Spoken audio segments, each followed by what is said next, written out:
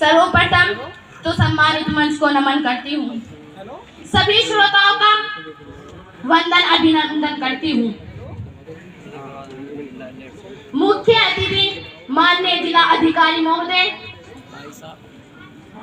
आदरणीय प्रधानाचार्य महोदय, मेरे पिता तुल्य गुरुजनों, मेरे सहपाठियों, माताओं बहनों, मित्र बंधुओं, नौजवान साथियों, मंच पर उपस्थित सभी महानुभावों, बाहर से आए हुए सभी श्रोताओं,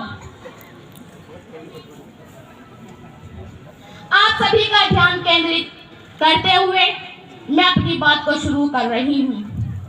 मुझको दिल बहलाने का सामान न समझा जाए, मुझको दिल बहलाने का सामान न समझा जाए, मुझको अब इतना भी आसान न समझा जाए।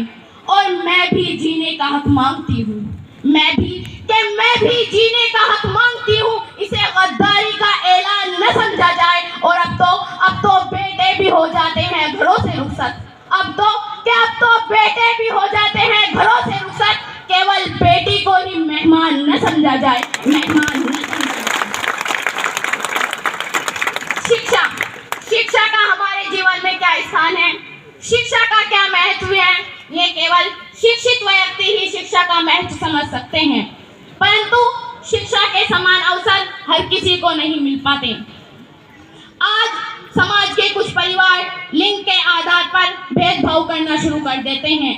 आज का ये समाज बेटों की शिक्षा को प्राथमिकता देते हैं, बेटियों को नजरअंदाज करके बेटों को आगे बढ़ा दिया जाता है। जिन बेटियों के हाथों में कलम होनी चाहिए थी, आज उन बेटियों के हाथों में चिमटा फुकनी थमा दिया जाता है। जिन बेटियों के कंधों पर स्कूली बैग होने चाहिए थे, आज उन बेटियों के कंधों पर घर की जिम्मेदारियों का भार डाल दिया जाता है। लेकिन याद रखेगा, इतिहास की पहली महिला शासक रजिया सुल्तान को, दिल्ली सल्तनत पर राज करने वाली रजिया सुल्तान एक बेटी ही थी। अगर हमारे हाथों में शासन थमा दिया जाए तो हम रजिया सुल्तान बन जाती है। अगर हमारे हाथों में तलवार थमा दी जाए तो हम महारानी लक्ष्मीबाई बन जाती है। अगर हमारे हाथों में कलम थमा दिया जाए तो हम महादेवी वर्मा बन जाती है। अगर हमारे हाथों में जहाज थमा दिया जाए तो हम सैला टकराल बन जाती है।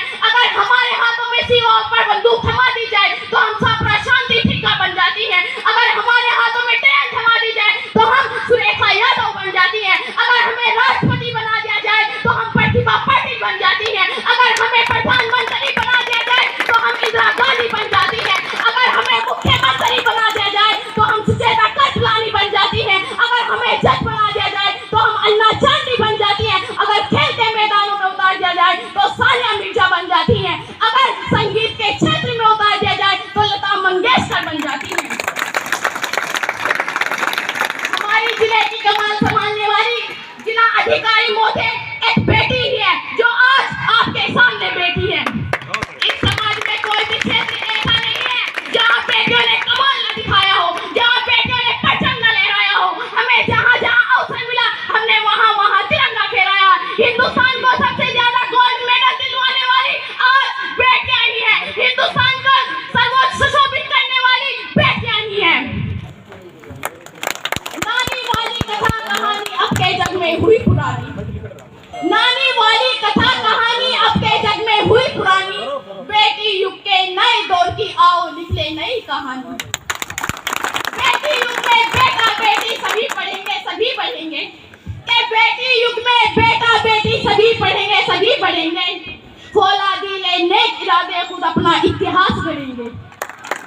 देश बढ़ेगा दौड़ेगी अब तरुण जवानी, के देश बढ़ेगा दौड़ेगी अब तरुण जवानी। बेटी युग के नए दौर की आओ लिख ले नई कहानी, आओ लिख ले नई कहानी। अब कोई ना अनपढ़ होगा, सबके हाथों पुस्तक होगी। अब कोई ना अनपढ़ होगा, सबके हाथों पुस्तक होगी।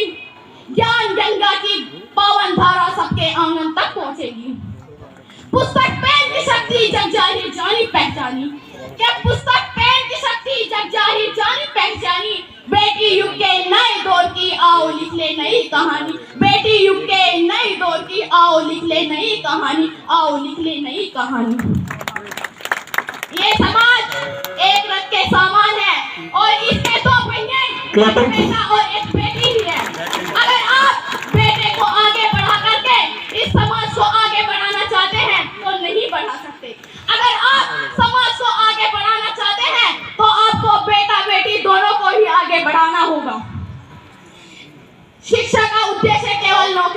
करना नहीं है।